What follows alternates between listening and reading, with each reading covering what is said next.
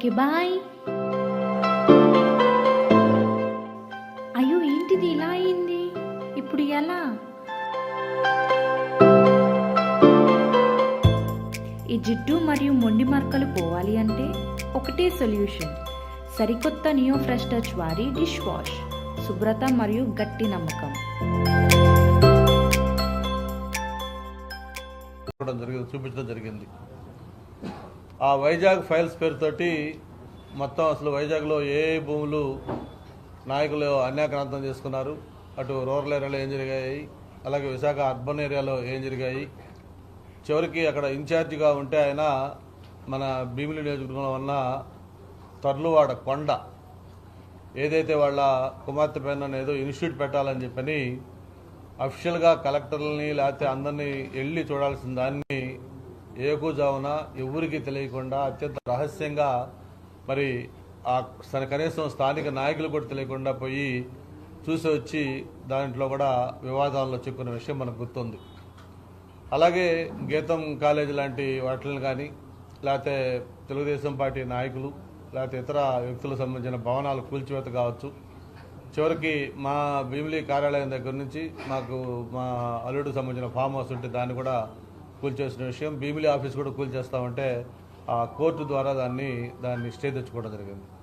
అలాగే పల్లా శ్రీనివాస్ బిల్డింగ్, అలాగే పిలా గోవింద్ సత్యనారాయణ బిల్డింగ్, హర్ష అని చెప్పిన తెలుగుదేశం పార్టీ సంప్రదాయాలు ఉంటే వాళ్ళ యొక్క రెస్టారెంట్, ఇట్లాగా ఏదైతే కాస్త వాళ్ళకి దృష్టి పడిందంటే దాన్ని ఖచ్చితంగా శుక్రవారం సాయంత్రం యాక్షన్ రెడీ చేసేవాళ్ళు, శని ఆదివారాల్లో వాటిని మొత్తం డిస్ట్రక్షన్ చేసేవాళ్ళు. రాష్ట్రంలో జగన్మోహన్ రెడ్డి గారు ఎలా చేశారో దానికి మించి విశాఖపట్నంలో విజయసాయి రెడ్డి గారి ఆధ్వర్యంలో ఇక్కడ ప్రజల్ని భయభ్రాంతులకు గురి చేసిన విషయాలు కూడా మనకు గుర్తున్నాయి. మరి నిన్న సాయంత్రం ఆయన ట్వీట్ చూస్తూ ఉంటే చాలా ఒక పక్క జాలి, ఒక పక్క నవ్వు, మరో పక్క ఆశ్చర్యం అన్నీ కూడా కలిగే విధంగా ఆ ట్వీట్ చేస్తూ ఉన్నారు. నాకు చంద్రబాబు నాయుడు పైన బాధ లేదు, తెలుగుదేశం పార్టీతో విభేదాలు లేవు, లేకపోతే పవన్ కళ్యాణ్ నాకు చిరకాల మిత్రుడు, లేకపోతే ఇంకొక ఇది లేవు అవి లేవు అని చెప్పని ఈరోజు ఆయన నీతి వాక్యాలు చెప్తూ రాజకీయాలకి బై బై, వ్యవసాయం చేసుకుంటారని చెప్పి కూడా చెప్తా ఉన్నారు. మరి ఇప్పుడు దాకా ఆయన హయాంలో జరిగిన ఈ అక్రమాలకి, భూదోపిడీకి, ఈ అన్యాయాలకి, ఆయన ద్వారా నష్టపోయిన బాధితులకి వీళ్ళందరికీ ఎవరు సమాధానం చెప్పాలి, ఎవరు న్యాయం చేయాలి? ఆయన సింపుల్గా నేను పార్టీకి రాజీనామా చేశాను, అలాగే పదవికి రాజీనామా చేస్తా ఉన్నాను, వ్యవసాయం చేసుకుంటానంటే ఈ చేసిన ఇవన్నీ కూడా పోతాయా అని చెప్పని కూడా మనం ఒకసారి ఆలోచించాల్సిన అవసరం ఉంది. అంతేకాకుండా ఆయన ఒక విష్ కూడా చెప్పాడు, నాకు జగన్మోహన్ రెడ్డి గారితో వాళ్ళ కుటుంబం 3 తరాలతోటి నాకు అనుబంధం ఉంది, భవిష్యత్తులో జగన్మోహన్ రెడ్డి గారికి మంచి జరగాలని కోరుకుంటున్నాను, ఆయన బాగుండాలని కోరుకుంటానని కూడా చెప్పడం జరిగింది. అయితే ఇక్కడ ఆయన మర్చిపోయిన విషయం ఏంటంటే, నేను మొట్టమొదటి చెప్తా ఉన్నాను, ఎలక్షన్ల ముందు చెప్పాను, ఎలక్షన్ల తర్వాత చెప్పాను, లేటెస్ట్ కూడా చెప్పాను. ఆ ఎలక్షన్ల ముందు చెప్పాను వైఎస్ఆర్ పార్టీ అనేది ఒక మునుగుతున్న పడవ అని చెప్పని, ఎలక్షన్లు అయిపోయినా చెప్పాను అది మునిగిపోయిన పడవ అని చెప్పి. మరి ఈరోజు మనం చూస్తూ ఉన్నాం, ఆ రోజు చెప్పాం చివరికి జగన్మోహన్ రెడ్డి గారు తప్ప ఆ పార్టీలో ఎవరూ మిగలరు అని ఆ రోజు మనం చెప్పిన మాట ఈరోజు నిజమైంది.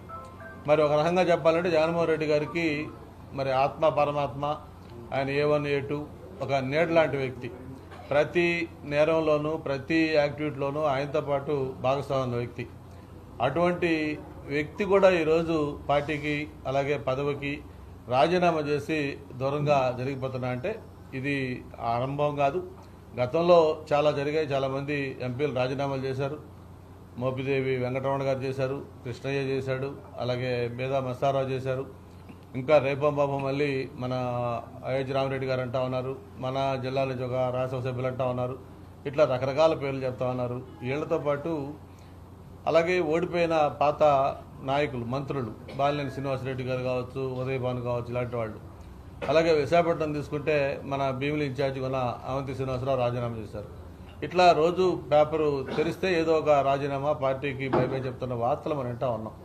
అంటే ఇవన్నీ ఎలక్షన్లలో పార్టీలు ఓడిపోవటాలు, మళ్ళీ ఎలక్షన్ల తర్వాత మళ్ళీ అవకాశం ఉంటే గెలవటాలు, ఇవన్నీ సహజం జరుగుతూ ఉంటాయి. కానీ ఒక రాజకీయ పార్టీ ఇంత సంక్షోభాలను కూరుకుపోవటం అంటే ఇక పార్టీ మనుగడ ఏంటి అని చెప్పి నాయకులు కూడా ఆలోచించుకునే పరిస్థితికి ఈ పార్టీ వచ్చిందంటే అది జగన్మోహన్ రెడ్డి గారి యొక్క యాటిట్యూడే ప్రధాన కారణం.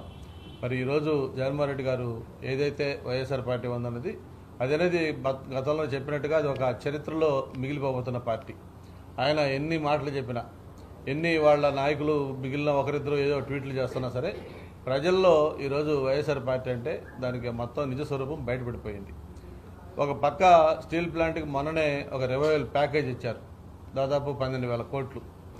అది 1,000 లేకపోతే 2,000 లేకపోతే 100 కాదు, 12,000 కోట్లు దాదాపు ప్యాకేజ్ ఇస్తే ఓకే, దాని మీద ఇంకా ఫర్దర్గా ఏమైనా కావాలంటే అడగవచ్చు, ఇంకా మైన్స్ ఓన్గా ఇవ్వాలని అడగవచ్చు, లేదు ఇంకేదైనా డిమాండ్ ఉంటే అడగవచ్చు. కానీ ఇచ్చిన 12,000 కోట్లు కూడా వక్రీకరించే విధంగా ఇదేదో దీంట్లో కుట్ర ఉంది, దీనివల్ల ఏం లాభం లేదు, ఎంత లాభం ఉందనేది సెకండరీ. ముందు 12,000 కోట్లు ప్యాకేజ్, 20,000 ప్యాకేజ్ ఇచ్చినప్పుడు కనీసం దానికి ఒక కృతజ్ఞత చెప్పి భవిష్యత్తులో ఇంకేం చేస్తే బాగుంటుందో సజెషన్స్ ఇస్తే అందరూ కూడా దాన్ని అప్రిషియేట్ చేసేవాళ్ళు.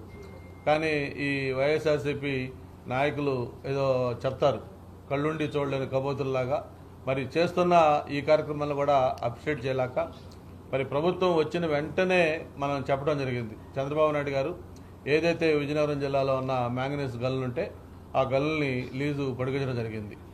అంతేకాదు స్టీల్ మినిస్టర్ సాక్షాత్తు కుమారస్వామి గారిని విశాఖపట్నం స్టీల్ ప్లాంట్ స్వయంగా రప్పించి ఆయన ప్లాంట్ మొత్తం కూడా తిరిగి ఆయన కూడా ఒక స్పష్టమైన ప్రకటన ఆయనతో కూడా చేయించడం జరిగింది. అంతేకాదు మరి ఈ ప్యాకేజ్ సంబంధించి పవన్ కళ్యాణ్ గారు కానీ, చంద్రబాబు నాయుడు గారు కానీ, రాష్ట్రంలో ఉన్న ఎంపీలు కానివ్వండి, మొత్తం